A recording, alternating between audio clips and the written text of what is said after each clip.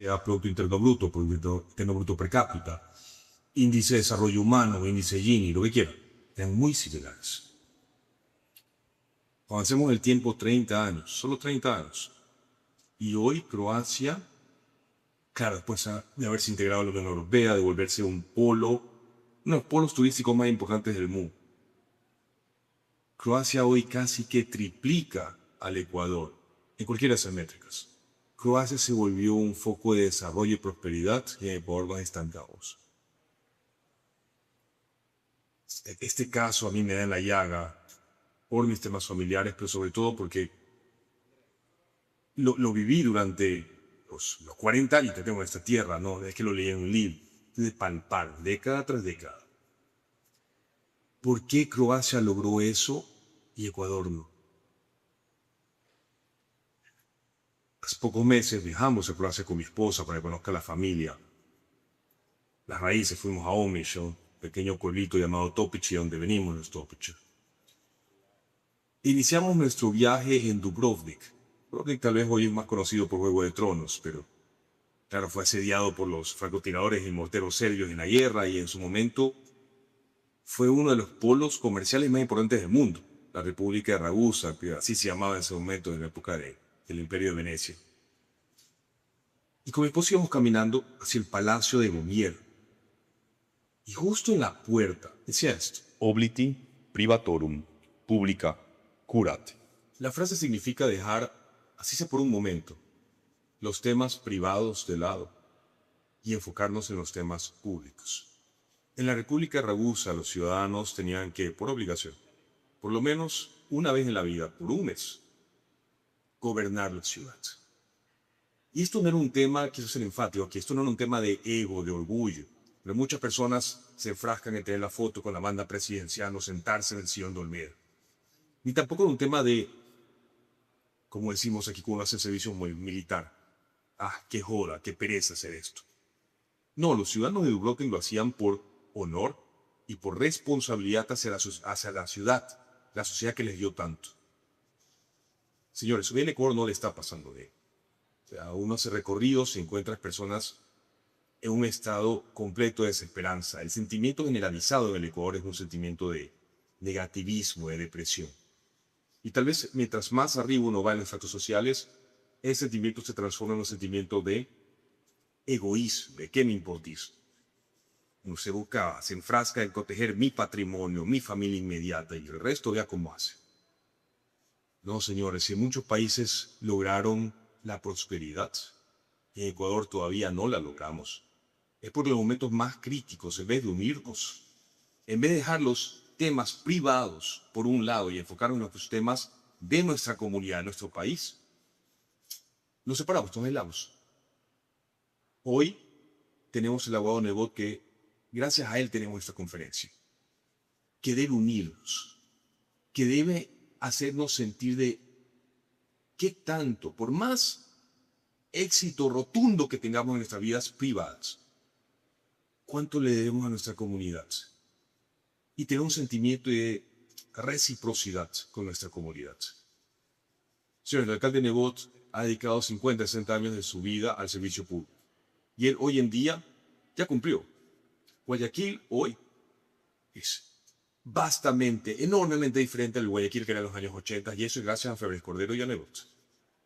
Y sin embargo, pese a que él ya cumplió, pese a que él no se va a lanzar para absolutamente nada en este momento, no tiene nada personal que ganarte, está aquí luchando y está aquí buscando inspirar en las nuevas generaciones. Que nos unamos, que la luchemos. Si el Ecuador va a salir de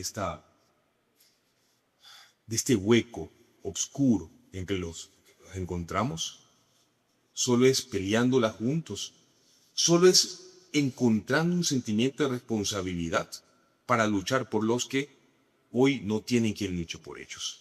Señores, hoy les pido un fuerte aplauso, sí, por la abogado Nebot, que está aquí luchándole, inspirándonos, pero sobre todo, les pido un fuerte aplauso a los que están aquí sentados.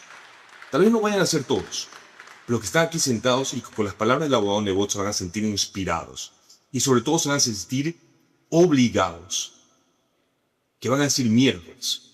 qué puedo y qué debo hacer por mi país. Muchas gracias.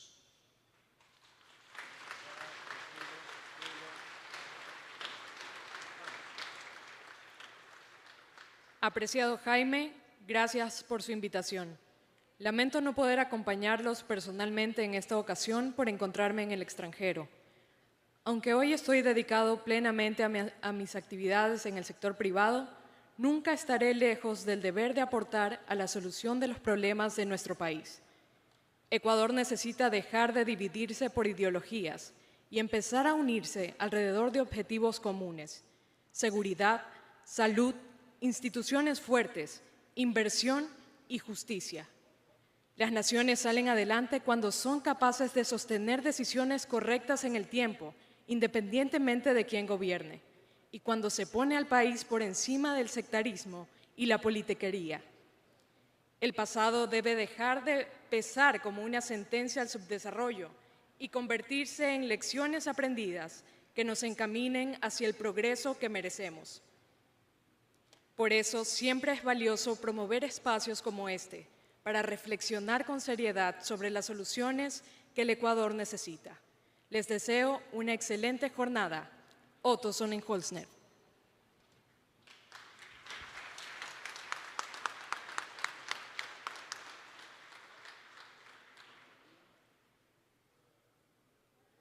Hoy nos convoca una idea sencilla.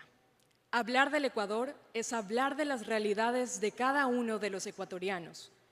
Eso es un Ecuador para todos, una visión construida desde lo ciudadano, desde la experiencia, desde lo que nos une.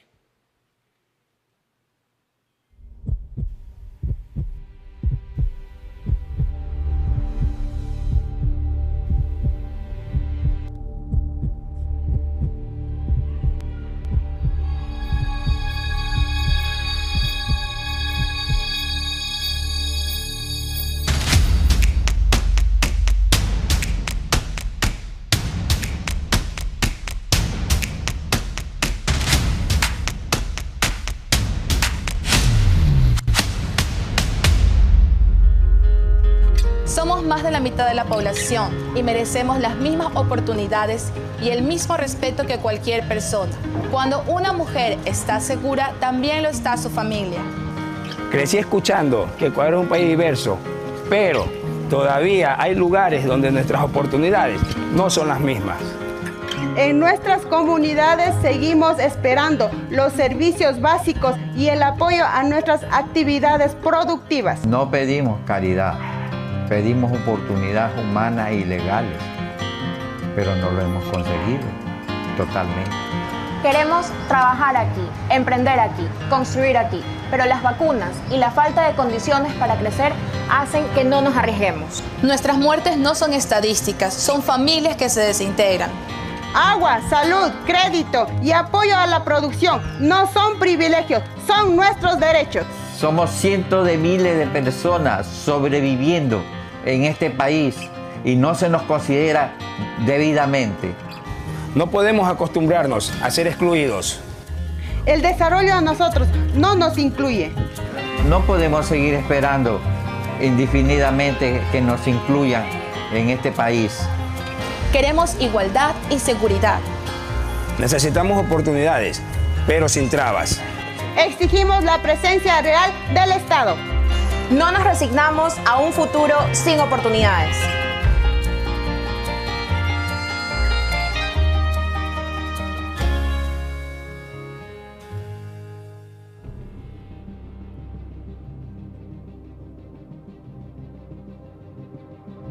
Somos la mitad del país y alimentamos a todo el Ecuador. Invertimos, trabajamos y arriesgamos hasta nuestra vida. Somos quienes abrimos la puerta de nuestro negocio sin importar el día. Aprendí a trabajar la tierra cuando era niño con mis padres. Cada cosecha sigue siendo la apuesta. Salgo a pescar todos los días, pero como siempre, no progreso. Criar ganado es riesgo, paciencia y tiempo. Pese a esto, nos hemos quedado en el campo. Somos millones y hacemos de todo, pero para los gobiernos Parece que no existiéramos. Nosotros asumimos solos la promoción turística de este país que amamos. Invertimos capital, generamos empleo y confiamos en el Ecuador. Pero necesitamos nosotros también estímulos y confianza. Lo que producimos se paga mal y al pueblo se lo vende caro. Nos niegan los insumos para producir más e importan en plena cosecha. Emprender un negocio es una necesidad o una ilusión, pero muchas veces no pasa de ser un sueño por la situación que vivimos a diario los ecuatorianos. Sin plata, sin seguridad, no hay turismo. Siempre hemos tenido problemas, pero hace algunos años la vacuna nos está obligando a cerrar. Nos roban, nos secuestran y hasta nos matan.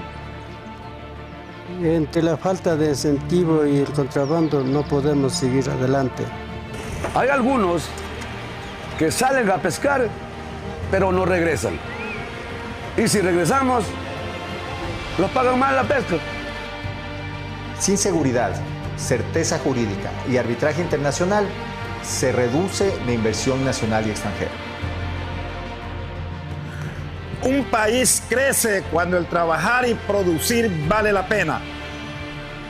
Sembrar maíz tiene que dejar de ser un salto al vacío. Necesitamos créditos y promoción internacional. Por favor, eliminen las trabas que nos impiden llegar a los mercados grandes. Queremos capacitación permanente y que las leyes que nos protegen se apliquen de verdad. Necesitamos tecnologías para localizar los peces y motores estacionarios. Necesitamos semillas de alto rendimiento para ser más competitivos. Que no se importen nuestros productos en cosecha, por favor. Pajuela para mejorar nuestra producción. Seguridad, por favor. Capacítennos y dennos las herramientas para poder emprender. Solo creciendo generamos empleo.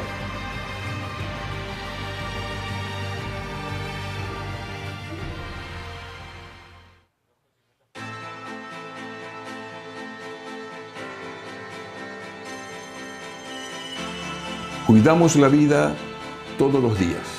Los hospitales son nuestra esperanza, pero sin insumos y medicinas, nuestra misión fracasa. Yo quiero sacar adelante a mis estudiantes, pero no hay ni lo básico, peor Internet. A veces los padres de familia ponen de su dinero para arreglar baños, pupitres. Durante todo el día transporto a la gente pobre de las casas al trabajo. Gano menos y tengo más riesgos. Tengo 19 años. Quiero estudiar y ejercer una carrera aquí, pero ni siquiera puedo entrar a la universidad porque no hay cupo. Nos formamos durante años con la esperanza de aportar a la comunidad con conocimiento y con visión para un Ecuador mejor. Nos sobra voluntad, pero nos falta el resto. Ni las citas que da el sistema son oportunas. Estoy decepcionada, como mucho. Siento que perdí mi tiempo y el de mis padres. ¿Por qué todo sube menos el transporte? Cuando los profesionales se van de un país, ese país disminuye sus posibilidades de crecimiento. No podemos decir que estamos educando a niños y jóvenes si aceptamos que lo que ocurre es normal. Curarse es un derecho irrenunciable y el Estado tiene la obligación de que se cumpla. Se nos considera tan poco que ni siquiera se nos permite certificarnos. Mientras otros países avanzan, nosotros retrocedemos. Queremos revalorizar la educación. Así como lo hace la empresa privada, también el Estado debería de requerir nuestros servicios. Al igual que nuestros pasajeros, tenemos el derecho a progresar y trabajar sin miedo. Déjenos salvar vidas.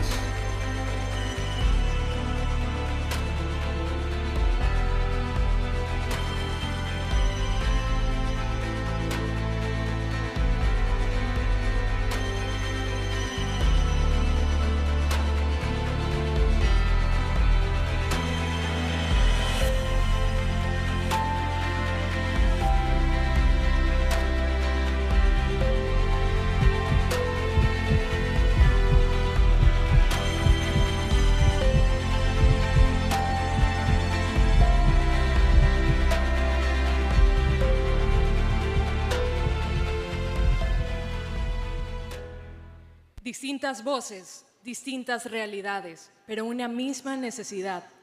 Un Ecuador que nos permita progresar. Para compartirnos su perspectiva de un Ecuador para todos, le damos la grata bienvenida al abogado Jaime Nebot.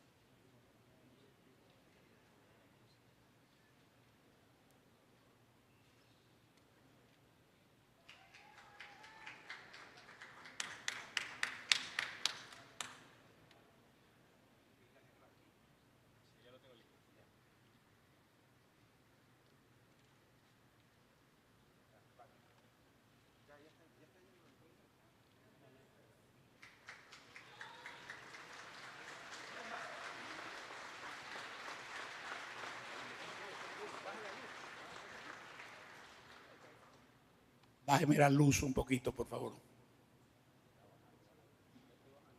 Bienvenidos todos. Gracias por venir. Ilustrísimo cardenal, con su presencia vamos a asegurar que Dios siga bendiciendo y ayudando a los ecuatorianos, pero el trabajo nos toca a nosotros. Ese no lo va a hacer nadie sino el pueblo ecuatoriano.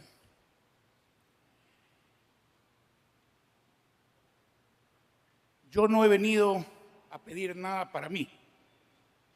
Hace muchos años ustedes saben que no voy a ser candidato a nada, de manera que algunos que no podían dormir ya pueden dormir. He venido simplemente a cumplir con mi deber, ese deber que algunos no comprenden, que es preocuparse siempre por el presente y el futuro de los demás. Hace poco un hecho me conmovió. Vi y comprobé que el monto de dólares que envían los que han tenido que irse a sus familias, que han tenido que quedarse, es mayor. ¿Sí?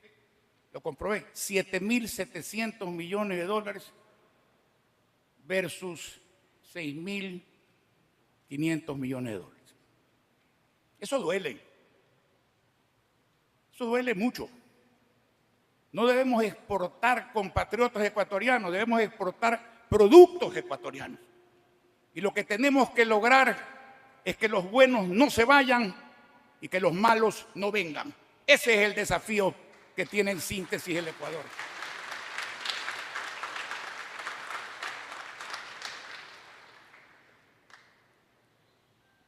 Preocuparnos del pasado es inútil, salvo que sea para rescatar éxitos o enmendar errores en el futuro.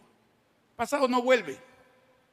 La salida que tenemos es mirar hacia el futuro, dejar de buscar culpables y encontrar soluciones.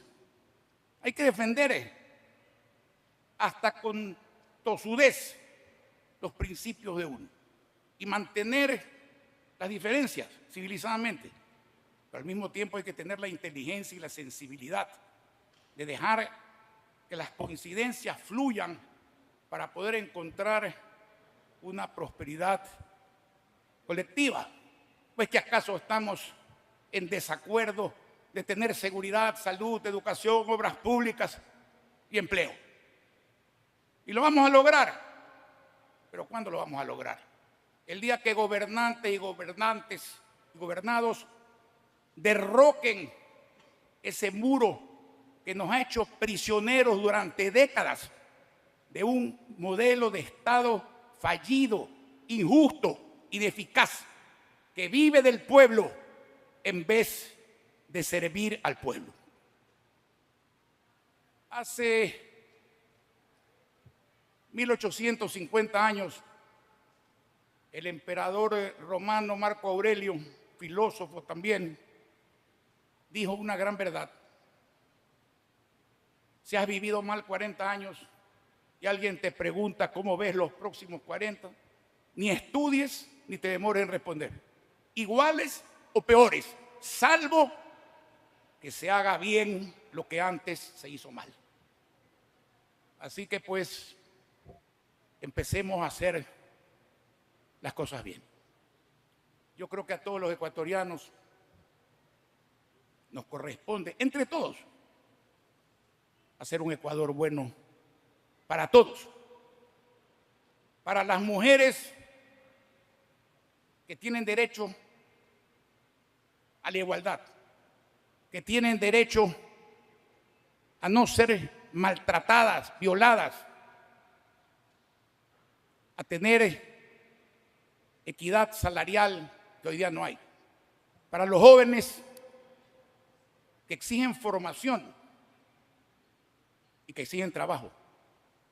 Para los maestros que lo forman. Para la academia que merece respeto. Para los empresarios que hacen país y para los trabajadores que también lo hacen. Para los artesanos que piden cumplimiento de la ley de defensa artesanal, capacitación y crédito. Para los profesionales que lo único que exigen es certificación oficial para que su experiencia y especialización les permitan servir mejor a la empresa privada y al Estado. Para los transportistas que están como siempre entre la espada y la pared. Para los agricultores pequeños, ganaderos pequeños, pescadores artesanales que producen lo que comemos, pero que hay veces no tienen que comer. Para los pobres y los desempleados que luchan para dejar de serlo. Y también para esos Quijotes que siguen haciendo teatro, cultura y arte sin tener mecenas. Ese es el pueblo ecuatoriano. Para eso y para ellos es el Ecuador. Una sociedad alicaída no avanza, porque hay una relación muy íntima, autodependiente, entre el progreso y la autoestima. De manera que es absolutamente antipatriótico y irresponsable dedicarse a predecir desastres sociales y económicos en un país, como lo es desear el fracaso de un gobierno, cualquiera que sea, porque eso entraña el fracaso del pueblo. Eso no es cívico, eso no es patriótico, eso no es conveniente. Ahora, tampoco es conveniente dar por solucionados los problemas porque existen algunos avances ciertos, pero insuficientes.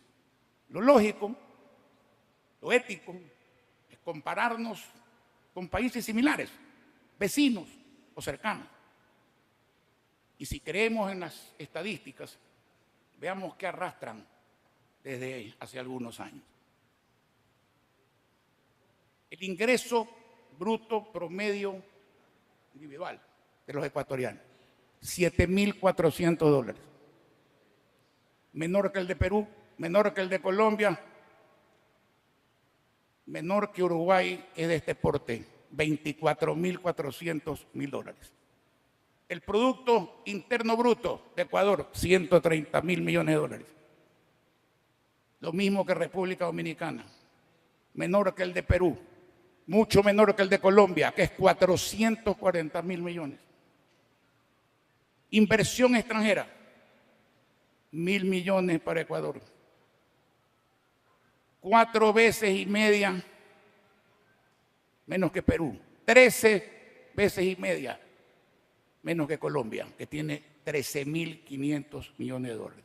Exportaciones ecuatorianas, 38.000 millones. Uruguay, Perú, 67.000 millones. Y el trabajo adecuado. Estamos al igual que Perú, aunque en el trabajo adecuado ecuatoriano se incluye estadísticamente las personas que trabajan 1 hora a la semana, 37%. Menos que Colombia, 45%. Uruguay, 55%. Los números hablan por sí solos. No exageremos, no estamos en el infierno, pero tampoco en el país de las maravillas. Ahora, frente a eso, tenemos que tener una actitud positiva. Mirar el vaso medio lleno en vez de medio vacío. Pero tenemos que tener la aptitud, es decir, la capacidad de llenarlo pronto, porque si no, los vecinos siguen avanzando, lo que equivale a que nosotros estamos retrocediendo. Y eso no conviene. Yo me encuentro con mucha gente que me dice, el Ecuador no es gobernable, el Ecuador no tiene salida, no hay plata, no hay gente suficiente para sacarlo adelante. Y les digo, por experiencia y por convicción, que eso no es cierto. El Ecuador es gobernable. El Ecuador tiene mucha gente que desgraciadamente no la llaman capaces para sacar adelante el Ecuador. El Ecuador tiene dinero. Eso quiere decir que sí se puede. En realidad, siempre se ha podido y siempre se podrá.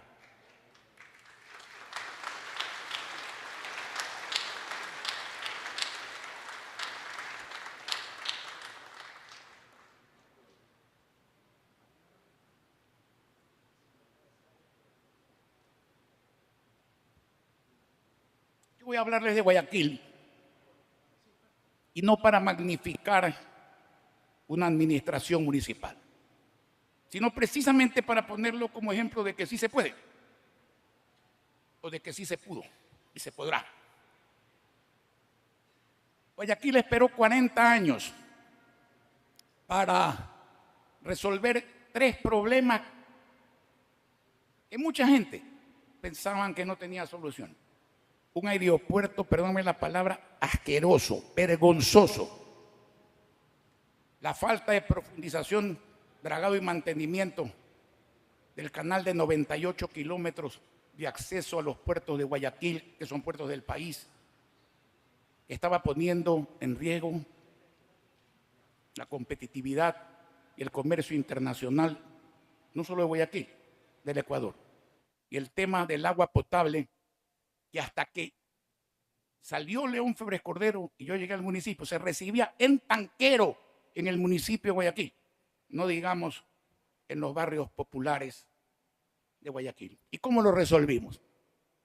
A través de la inversión privada, concesiones y alianzas públicas privadas honestas y hábilmente manejadas.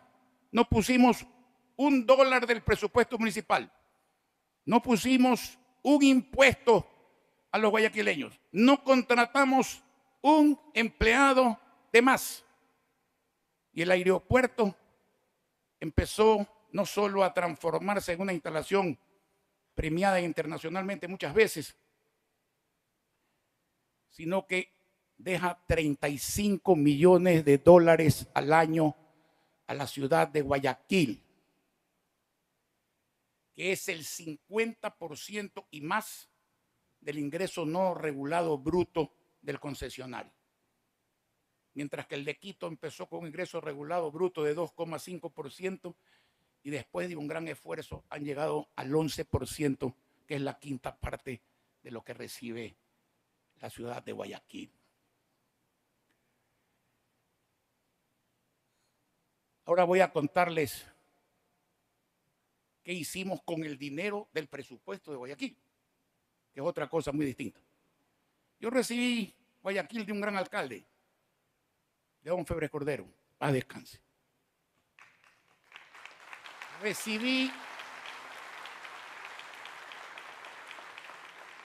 Recibí un presupuesto que apenas superaba los 100 millones de dólares el año 2000. Y nos sacamos la lotería, los guayaquileños y su alcalde, de tener por primera vez, primer año de dolarización, una inflación del 92%. O sea que el presupuesto, como que le hubieran puesto alumbre, se encogió. Lo recibí con 3.985 trabajadores. Y dejé 19 años después un municipio con más de 800 millones de dólares de presupuesto, sin contar dineros del ATM, donde quedaron 150 millones, los 300 y pico millones del aeropuerto, etcétera, etcétera, etcétera. Y lo dejé con 3.950 trabajadores. 85 dólares de cada 100 regresaron al pueblo en obras y servicios. Y apenas 15 quedaron para el gasto. Y mejor que yo se los recuerde o que se los cuente, es que lo vean. Porque uno se olvida. Hasta yo, siendo alcalde, me olvidé de lo que era la calle Pichincha, el basurero alrededor del municipio. Y ahora pienso que la plaza de la administración ha estado allí toda la vida. Y hay gente que me dice, qué bien que usted restauró el faro de Guayaquil en el centro Santana y la capilla del centro Santana colonial. Mentira, no los restauré, los creamos. Ahí no había absolutamente nada. La historia dura poco si uno no la recuerda. Así que es mejor recordarla. Si el video está, lo ponen, y si no, se lo recuerdo.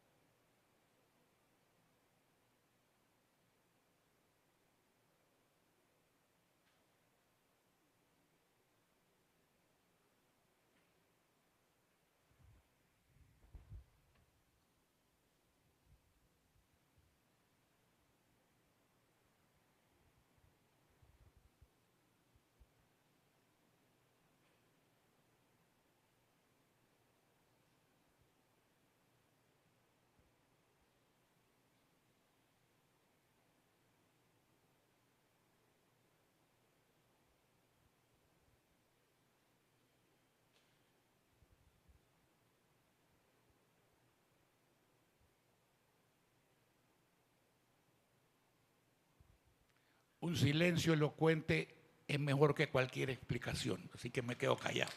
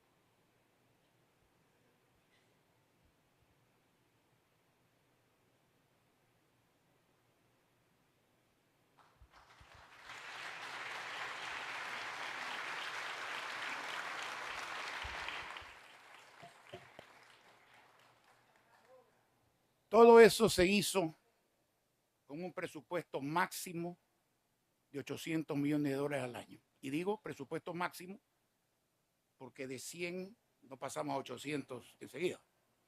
El promedio debe haber sido 600 millones de dólares o algo así, porque crecimos rápido. 800 millones de dólares es mucha plata, pero todo es relativo. Para el gobierno central es apenas un mes de salarios. Esa es la diferencia entre un modelo de Estado local que invierte mucho y gasta poco, y un modelo perverso de Estado que gasta casi todo y que no invierte casi nada. Esa es la diferencia. La autonomía de las prefecturas y las alcaldías no puede quedar en letra muerta.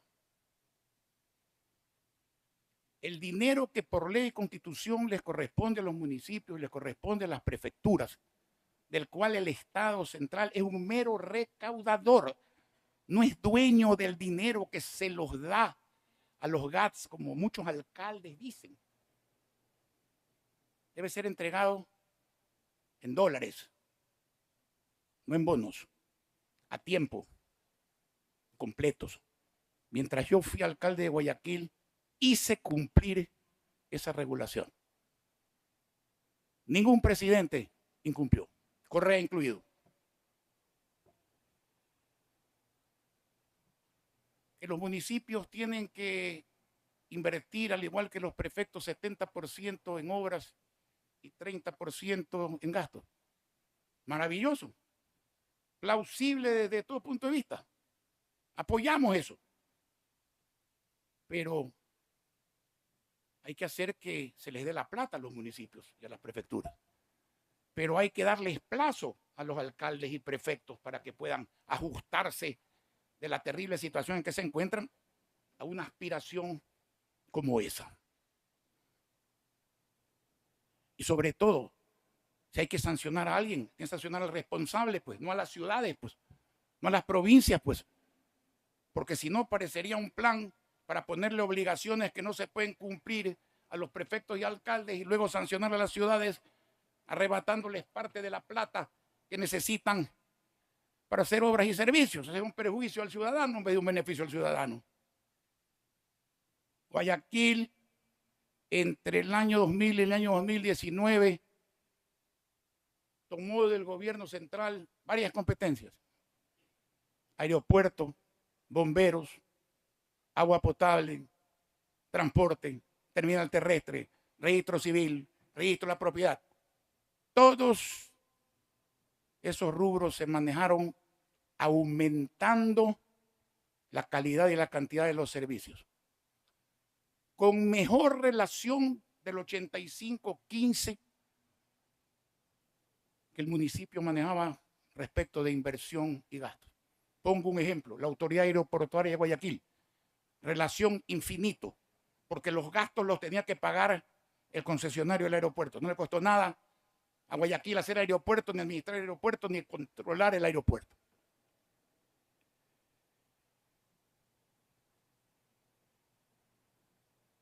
Eso hay que defenderlo. Eso hay que defenderlo.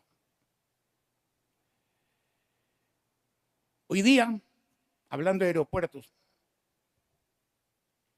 hay una confusión geográfica. El gobierno nacional tiene pleno derecho de construir un aeropuerto en Taura, con su plata o con la que consiga de los concesionarios. Pero el problema es que Taura queda en el cantón Naranjal. Entonces el aeropuerto de Guayaquil se queda en Guayaquil y la plata que genera el aeropuerto se tiene que quedar en Guayaquil.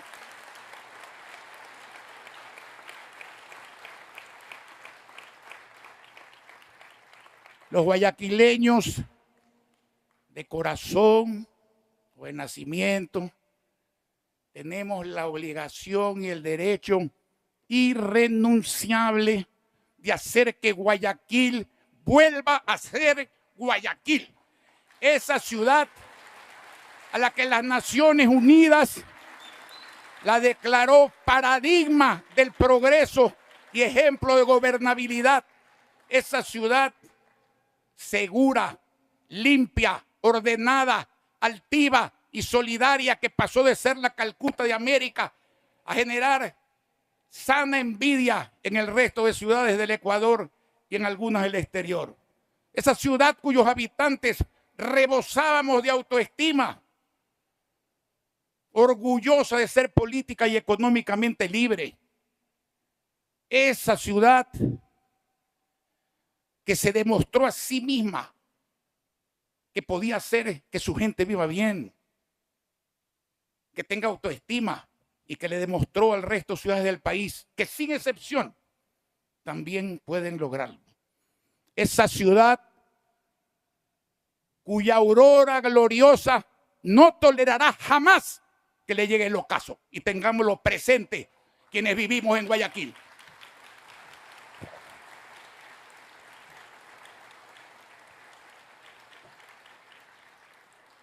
Vamos a hablar ahora de nuestro país desde otro ángulo, y es el ángulo presupuestario. En el año 21, por la mala costumbre que tengo de leer todo, leí el plan de gobierno correspondiente. Y el plan de gobierno finalizaba diciendo: el objetivo de este plan es recuperar la confianza de los acreedores extranjeros del Ecuador. ¡Qué injusticia! Un plan de gobierno, un presupuesto nacional o local, tiene como misión recobrar la confianza de un pueblo en su país, recobrar la confianza en la posibilidad cierta de tener empleo, de tener seguridad, de tener salud, de tener educación y de tener obra pública. Pero también ahora hay que ir hacia el presupuesto. Tanto el nacional como los locales deben incorporar los compromisos de campaña. Yo no digo las promesas de campaña, porque hay un viejo dicho respecto de prometer que por respeto a las damas no quiero comentar. Uno tiene que tener compromisos con el pueblo, que es distinto. Esos compromisos tienen que incorporarlo en el presupuesto. Y tienen que darle paulatinamente, pero fundamentadamente, una prioridad a la obra pública respecto al gasto. No se puede hacer todo en un día, pero el camino hay que recorrerlo. Y cuando alcaldes, prefectos, presidente, el presidente no responde por estas cosas, responde el ministro de Finanzas, de acuerdo con la Constitución. Hace un presupuesto, le han dado la plata, entonces tiene que tener la responsabilidad de ejecutarlo por lo menos en un 90%. Pues no puede ser posible que se recurra a ese mañeo truco de hacer ver a la gente lo que se presupuesta, pero nunca hacerle ver la ejecución del presupuesto. Entonces hay que borrar de la administración pública esa costumbre de subejecutar los presupuestos y de cambiar a su arbitrio las partidas para hacer en el fondo lo que les da la gana. Y la falta de transparencia de eso tiene que ser sancionado con la destitución del alcalde, del prefecto, del ministro de Finanzas que haga eso, se preste para eso.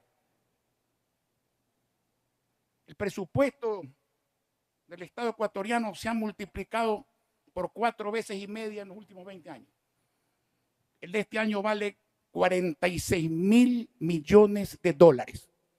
Entre plata propia y plata ajena, pero la ajena hay que pagarla, o sea que también es propia. ¿A qué se debe? Muy sencillo, salvo excepciones porque los empresarios privados también quiebran de vez en cuando. En la empresa privada uno hace un presupuesto y dice cuánto tengo y dónde lo invierto. En el Estado, y también hay excepciones porque hay gente que maneja bien el Estado, la asunción es otra. ¿Cuánto quiero gastar y a quién le saco la plata? ¿Y a quién le saco la plata? Al pueblo. Ese es el problema. Por eso es que hay que preguntarse cuánto ha recibido el pueblo ecuatoriano en obras, cuánto ha recibido el pueblo ecuatoriano en seguridad real, en salud real y en educación real. Y no me refiero a este gobierno, esto tiene 50 años que se hace.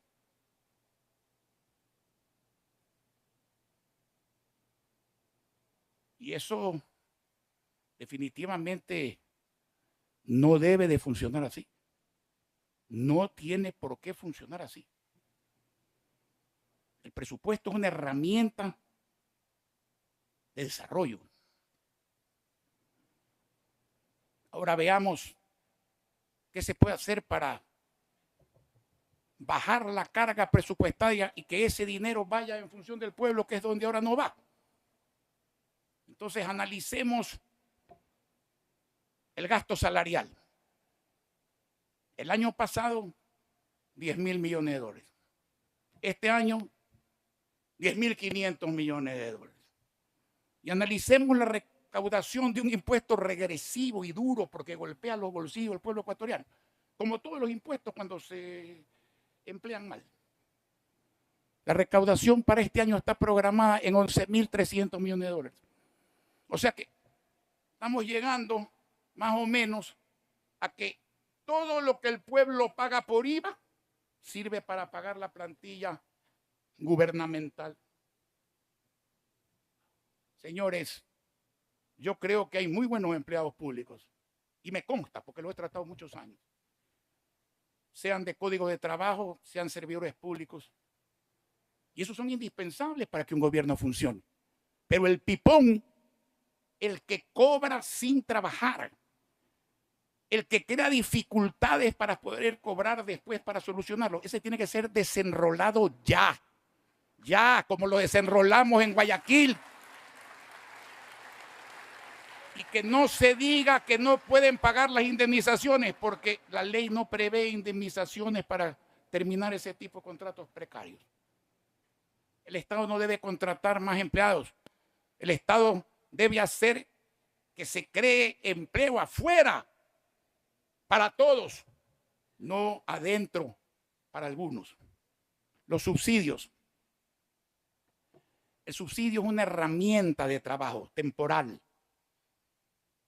Aquí hay algunos macroeconomistas que dicen, palabra subsidio, un pecado. Estados Unidos le disgustan los subsidios ajenos, pero gasta 1.000 millones de dólares al día en subsidios propios. El maíz subsidiado americano que viene aquí a competir con el maíz ecuatoriano tiene transgénicos y al pobre agricultor no lo dejan sembrar transgénicos. Entonces los subsidios hay que emplearlos bien o emplearlos mal, pero no es una mala palabra. Y aquí deben permanecer los subsidios al transporte público. ¿Y por qué subsidio al transporte público? Por una razón sencilla. Los transportistas tienen razón, y aquí oí a uno decir todo sube menos el transporte. Tienen razón. El problema es que los ciudadanos también tenemos razón, pues. Y la economía ecuatoriana no permite subidas para pagar el transporte en el precio del caso. Entonces, ¿qué hay que hacer? Mantenga el subsidio para el transporte público o bájele los impuestos a las llantas, a los repuestos, a las baterías, a las carrocerías, pues para que la gente... Eso es manejar un subsidio con criterio. Y también hay veces hay que entregarle subsidio a grandes empresas para no perder la competitividad en el mercado internacional y no perder empleo y no perder divisas temporalmente hasta que se recuperen. Pero todos los demás subsidios deben desaparecer. Deben desaparecer. Entonces viene el problema de la deuda externa. Yo diría de la deuda pública porque a la gente interna también hay que pagar, digamos, pero en todo caso vamos a analizarlo. Cualquier endeudamiento responsable tiene dos características. Uno, endeudarse para progresar. Uno se endeuda para invertir, producir, pagar, se hace un círculo virtuoso. Y la otra es que el deudor tenga capacidad real de pago. La deuda pública ecuatoriana ha crecido 7 veces en 20 años. Está en 93.100 millones de dólares de acuerdo a las estadísticas. Yo creo que hay 12.000 millones más que al seguro no se los reconocen todavía porque no tiene las auditorías.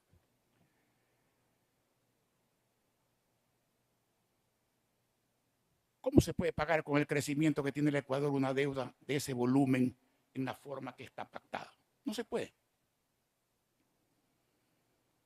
Si un empresario Si un padre de familia le debe a un acreedor y ha llegado por su mala administración a la terrible situación de entender que escoger entre pagar al acreedor o quebrar la empresa, entre pagar al acreedor o mandar a su familia a la miseria, ¿qué va a hacer? Todos sabemos lo que va a hacer. Va a ir a renegociar con el acreedor. Al Estado ecuatoriano no le queda otra alternativa honorable, responsable y justa que renegociar. Y renegociar no encareciendo la deuda para pelotearla para adelante, pues.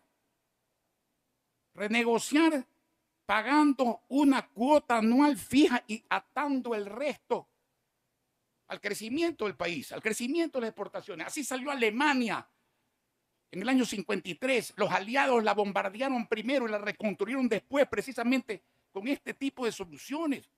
Y no es Jaime Nebot quien dice eso. Hace 25 años que lo vengo diciendo. Pero ahora el secretario general de las Naciones Unidas dice lo mismo, pues. Y le dice al Fondo Monetario, señores, dejen de usar políticas fiscalistas, porque lo que van a lograr es empobrecer a la gente, que los países no paguen la deuda y no cobrar ustedes. Entonces, hay que tener mucho cuidado con estas cosas. Yo sé que, y no lo voy a discutir, el riesgo país bajo ayuda, sí. Una reserva monetaria ayuda, sí. No voy a analizar a quién, porque no es el momento, pero ayuda. Pero ¿saben cuándo ayuda de verdad? Cuando está respaldada esa macroeconomía en millones de microeconomías prósperas, pues ahí es que ayuda. Y el gobierno que no toma parte del presupuesto para cumplir con una misión esencial, que es preocuparse de los más necesitados y de todos los ecuatorianos, hablando del Ecuador, ese gobierno cumple una suerte terrible, pierde la popularidad, y cuando pierde la popularidad, con ella arrastra la gobernabilidad. De manera que lo que yo estoy diciendo es una contribución, porque yo no quiero que eso le pase al Ecuador, ni le pase a este gobierno, ni le pase a ningún gobierno, porque el gobierno y el pueblo son lo mismo. Lo que pasa es que el uno no tiene la capacidad de tomar las medidas, sino de soportarlas. Ese es el tema.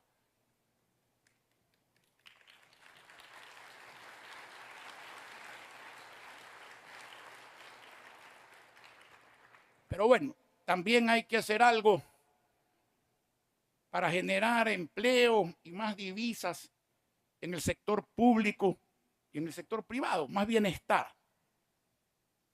Y yo empiezo por decirles algo que es de sentido común. El Ecuador, todo Estado, necesita un Estado austero que invierta en el crecimiento económico y social de sus ciudadanos. Y una empresa privada responsable, fuerte, que crezca todos los días, sin ataduras y con flexibilidad laboral. Todo eso enmarcado en varios mecanismos. Eficiencia administrativa, conciencia social, seguridad y certeza jurídica, capacidad de gestión y decisión política para transformar las cosas. Así se genera empleo. El resto, yo te prometo, busca quien te dé. Analicemos el petróleo. El año pasado la exportación de crudo arrojó 6.950 millones de dólares. Pero la importación de diésel, nafta y otros derivados, 6.300 millones de dólares. Casi lo mismo. ¿Cuál es el desafío? Producir más, pues, y exportar más y refinar más petróleo. ¿Cuál es la noticia más grave? Que Petroecuador, que algún día tuvo 450.000 barriles diarios de producción, ahora tiene 350.000. Entonces todos los alicaídos dicen, el próximo año vamos a tener 200.000. Bueno, depende de qué hagamos, pues. Porque yo les voy a poner un ejemplo, el de Colombia, el de Ecopetrol. Hace muchos años era una empresita de este porte, corrupta y mal administrada. Entre el año 2006 y el 2011 duplicó su producción, fue de 350.000 barriles a 700.000 barriles. Hoy día tiene 750.000 barriles. cotiza en bolsa colombiana, cotiza en bolsa internacional, emite bonos nacionales, emite bonos internacionales, tiene contabilidad auditada y una gran capacidad de refinación. ¿Por qué no podemos hacer lo mismo en el Ecuador? Yo le voy a decir por qué no podemos hacer lo mismo en el Ecuador. ¿Usted sabe cuántos gerentes ha tenido Petroecuador en los últimos 8 años? 22. 22. Aquí hay empresarios privados. Dígame qué empresa puede subsistir con 22 gerentes en 8 años. Ahí está el resultado. Si solamente se duplicara la producción, no 500.000 barriles más como alguien prometió y redujo la producción, sino 350.000 barriles. Eso significa casi 6.000 millones de dólares al año nuevos que ojalá se inviertan en la gente, pues que es donde tienen que invertirse. O sea que no se puede, no, sí se puede. Y no estamos hablando de Alemania, no, señores, estamos hablando de Colombia. La parte energética, energía eléctrica. ¿Para qué voy a hablar de eso? Todos sabemos lo que pasa y lo peor de todo es la incertidumbre porque no sabemos si se va a agravar o se va a mejorar. ¿Y cuál es la solución? Sencilla.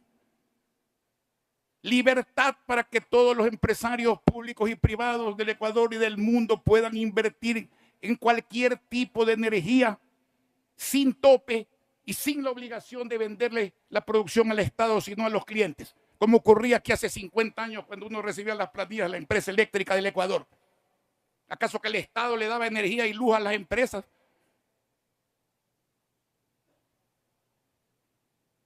Yo no soy partidario de que se privaticen los recursos estratégicos. No creo en eso. Pero sí creo, precisamente por lo que pasa en Petroecuador, y no solo en Petroecuador, desgraciadamente, que lo que hay que hacer es delegar la administración pues, en empresas nacionales o extranjeras que hayan tenido éxito, que tengan experiencia, que estén especializadas. Y se las pone a salvo de romper con todo lo lógico para administrar un negocio. Pues. La parte medioambiental es fundamental. El mundo, el ambiente hay que cuidarlo. Hay que exigir un desarrollo sustentable. Exigir que especialmente en petróleo, en energía eléctrica y en minería se apliquen las más duras medidas de mitigación. Que las hay. Y eso no ahuyenta la inversión. Ahuyenta a los piratas, sí. Pero los inversionistas de verdad, no. Y a propósito de la minería, es una industria, la legal me refiero, que hay que impulsarla mucho porque puede ser uno de los grandes renglones de exportación y de dinero que también debe ir a la gente. La agricultura y la ganadería. Países como Paraguay, como Guatemala, como Ecuador antes del petróleo, ¿de qué han vivido? Del agro. ¿Qué pasa hoy en el agro? ¿Qué pasa desde que salió el petróleo en el agro? Y yo era arrocero como algunos de aquí en esa época. El productor de arroz, el de maíz, el pescador artesanal, el productor de papa, el productor de legumbres, productor de frutas, tienen los mismos problemas hace 50 años. No tienen crédito suficiente, oportuno y barato. Están obligados a comprar insumos, equipos e implementos encarecidos por impuestos que no deberían afectar a esos rubros. ¿Por qué un tractor de rueda, una bomba de fumigación tiene 15% de IVA? Si es una herramienta para producir.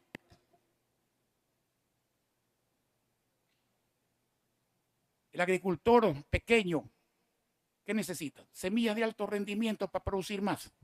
Necesita que combaten el contrabando que liquida la producción de papas del norte del Ecuador y hay veces el arroz por el sur del Ecuador. ¿Qué necesita el ganadero? Pajuelas de inseminación artificial para producir más carne y más leche. Y que no le importe el suero de leche para quebrarlo. Pues. ¿Qué necesita el pescador artesanal? Tecnología para localizar las manchas de pescado y dinero para comprar a largo plazo motores estacionarios. Y esos pescadores y los que venden frutas y legumbres, especialmente de la sierra, no pueden llegar a los mercados de las grandes ciudades porque existe una guía de transporte, como que si las provincias fueran países, que los productores no la tienen. Entonces están en manos de explotadores que le dicen te pago tanto por la producción y si no me la compras hoy, saben que se pudre mañana. Eso no se puede cambiar. Yo hay veces pienso que en este país está permitido todo menos lo que se debe. No entiendo por qué no cambian esas cosas. Con el 2% y menos del presupuesto, 2%, con $2 de cada 100 que llegan al Estado de plata propia o ajena, se soluciona todo esto. Todo esto y sobra plata. ¿Y eso qué significa? Más producción, menos carestía de la vida, autoestima y más empleo en la zona rural. Porque en la zona rural el empleo adecuado no llega a 17%. Turismo.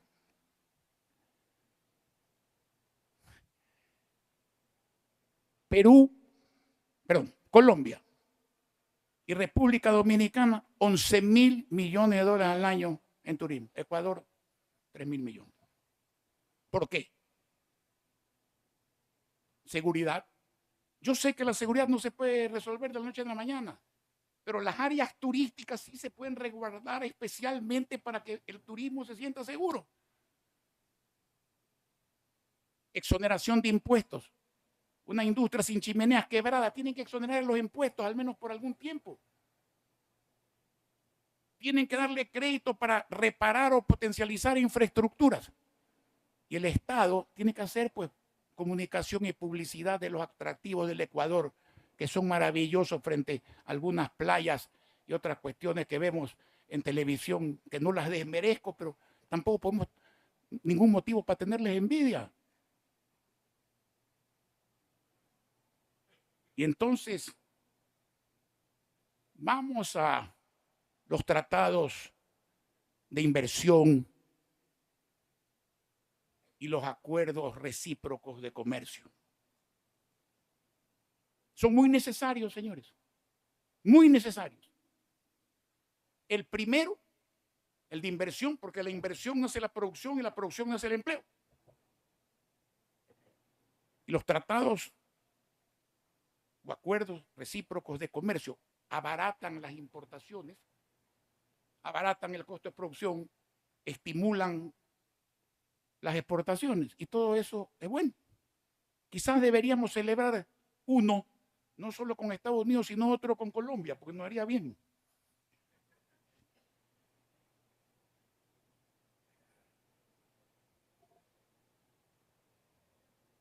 Yo pienso realmente que el Ecuador tiene mucho futuro. El problema es que este es un país muy rico, generalmente, salvo excepciones, muy pobremente administrado. Ese es el problema del Ecuador. Para finalizar, quisiera analizar 3 graves problemas que tiene el país. Por eso lo dejé para el último. Y entre los 3 voy a dejar uno al final. Seguridad. Yo no desconozco intenciones ni esfuerzos. No es justo no reconocerlo. Yo creo que los operativos nacionales e internacionales son correctos y que no vengan aquí con soberanía. ¿Qué soberanía es más importante que la paz? Ninguna.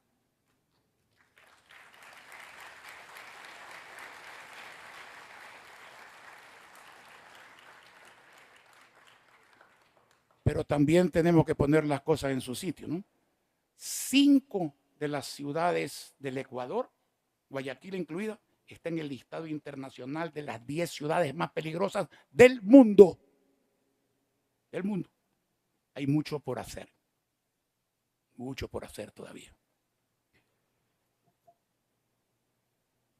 La gente no tiene miedo simplemente de la droga, del narcotráfico, del daño colateral. Tiene miedo del asesinato para robar. Tiene miedo del femicidio. Tiene miedo de la violación. tiene miedo del secuestro que se ha industrializado y tiene miedo a la vacuna, que ya es un problema gigantesco. Esos delitos son graves. Esos delitos deben ser juzgados de manera tal que se vayan acumulando las penas y que por reincidencia lleguen realmente a la cárcel de por vida. Y no deben haber medidas sustitutivas en el juzgamiento de esos delitos.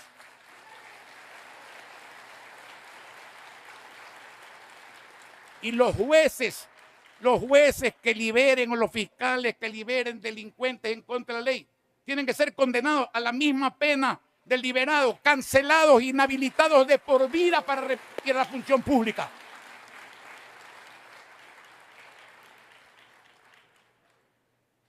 La policía, señores, y aquí hay distinguidos excomandantes generales de la policía que saben perfectamente lo que hablo. La policía, solo con policías no hay seguridad, señores. Sin policías tampoco hay seguridad.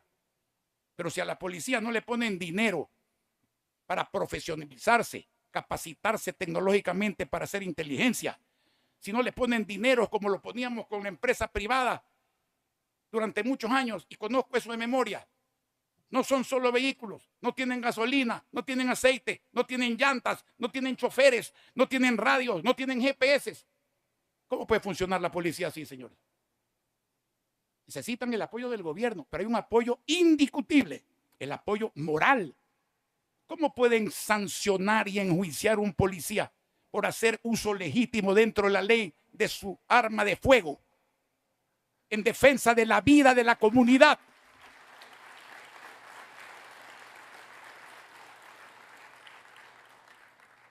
Las cosas tienen remedio, sí tienen remedio, señores. Pero hay que aplicar el remedio y hay que seguir el tratamiento. Educación. Aquí hay distinguidos miembros de la educación privada. Señores, la educación privada, la libertad educacional y la autonomía de la educación privada tiene que respetarse. Y en el sector público, las escuelas y los colegios tienen que mantenerse impecables como su mobiliario, y los maestros capacitarse, y los alumnos recibir libros de los buenos, gratis, tener acceso a computadoras con programas incluyendo el idioma inglés, recibir cuando se retiran al menos una tablet con teclado. Y el Estado, señores, tiene más de 200.000 jóvenes que no pueden entrar a la universidad por falta de cupo. Yo sé, conozco, yo he sido candidato a la presidencia de la República, ciudad donde usted va, señor, una universidad. No podemos tener pues 222 universidades en el país. Y si las tuviéramos, no sé, sería en el milenio próximo. Pero se puede hacer enseguida un convenio con las universidades privadas y ciertas públicas que tienen estructura suficiente y capacidad ociosa en materia tecnológica, para pagarles una cantidad de dinero para que ellos den educación a distancia gratuita a esos jóvenes en todo tipo de carreras y muy especialmente en las carreras que demanda el momento. Y hago énfasis en esto. Alguien decía, mientras los políticos juegan al pepo en la playa, se avecina un tsunami. ¿Cuál es ese tsunami? La inteligencia tecnológica está creciendo 100% en 12 días. Se duplica cada 12 días. El colapso del empleo cualificado que se anunciaba para 1935, ahora lo pronostican en Silicon Valley, Singularity University. No estamos hablando de escritores fantásticos, ni mucho menos. Para el año 2028. ¿Qué medidas se toman para eso? Y si se toman medidas, señores, los jóvenes, que son el presente y el futuro, los vamos a poner a la cola del desarrollo. Y por último, y lo dejé para el último, la crisis de salud, señores. El miedo a la delincuencia. Nosotros, los afiliados, somos los dueños del dinero del 21% de nuestros sueldos privados y públicos no vaya a la caja chica del gobierno, sino que vaya directamente al seguro, pasando primero por una inversión en la economía ecuatoriana, como fue en su momento, para convertirse en atención a la salud digna, en pensiones jubilares dignas y en préstamos quirografarios e hipotecarios que antes movieron la industria de la construcción del país. Todo tiene solución, señores. Y para no cansarlos, una última reflexión. Los ciudadanos tienen que recuperar, siendo solidarios, tienen que recuperar su individualidad, su personalidad. No pueden dejarse envolver, amilanar o ser víctimas de esos paraguas grupales que les anulan la capacidad de pensar y de actuar. Y no me refiero a las ideologías, por si acaso. Las ideologías pueden ser convenientes e inconvenientes, pero jamás perversas. Me refiero al imperio de la calumnia, de la desinformación y de la banalidad.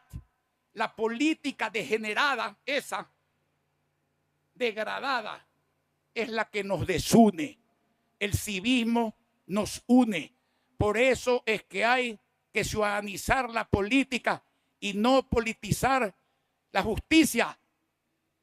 Los partidos políticos deben servir para defender a los ciudadanos de los problemas que los aquejan, para canalizar opiniones coincidentes o divergentes en función de solucionarle a los ciudadanos esos problemas. La gente lo que quiere es vivir bien y tiene pleno derecho de vivir bien. Y los partidos tienen que acostumbrarse a servir a la gente, no a servirse de la gente. Tienen que entender eso. Y por no haberlo entendido, es que mucha gente confunde la política con la politiquería. Y quien paga la planilla de eso es el pueblo ecuatoriano, no los políticos ni los politiqueros.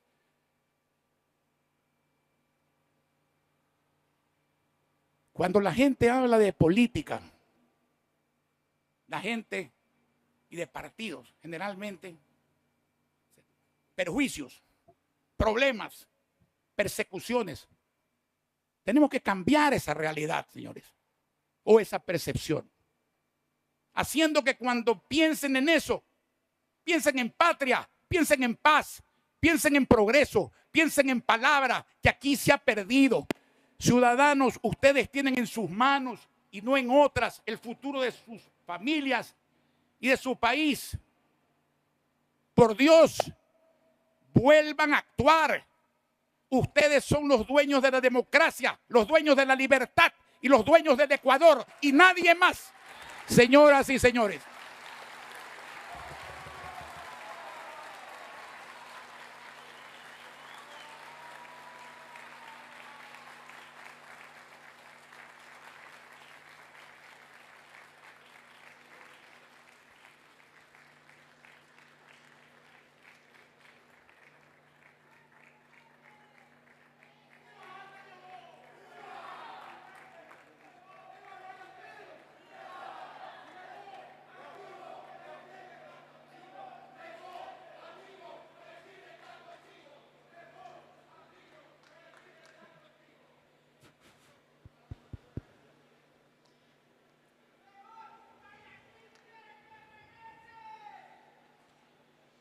Una vez más, agradecemos a todos por su asistencia.